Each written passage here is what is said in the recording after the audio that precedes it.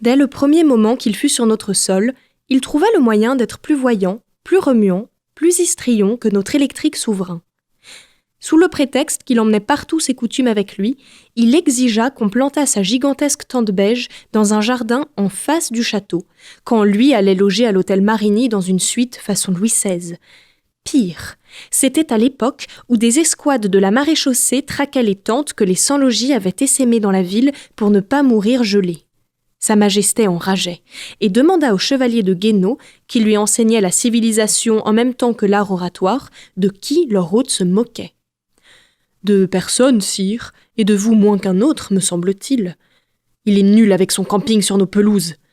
Ainsi le veut la tradition bédouine, sire. » Pour prouver ce qu'il avançait, le rutilant chevalier tira de sa bibliothèque un album des aventures de M. Tintin, auquel il se référait en permanence afin d'y comprendre mieux le monde. Il ouvrit Coq en stock à la page 6, où il avait glissé un signet, et il expliqua, avec l'assurance de celui qui sait, « Sire, voyez la tente que les gardes du jeune prince Abdallah ont installée dans le grand salon de Moulinsart ? Ils tirent sur leur narguilé, ils ont poussé les meubles et les bibelots, fiché un poignard sur le parc à cirer et font rôtir une volaille à la broche avec des airs mauvais. » Quand le capitaine Haddock lève la main sur cette graine de chenapan d'Abdallah, qui a eu le temps de le faire tomber dans l'escalier, de l'arroser et de briser sa pipe avec une fléchette à ventouse, les gardes l'en empêchent, on ne touche pas au fils d'un émir. Et le capitaine s'emporte, tenez, lisez son texte. Tu te figures, espèce de moule à gaufres, que je vais permettre à ce petit choléra de faire les 400 coups chez moi ?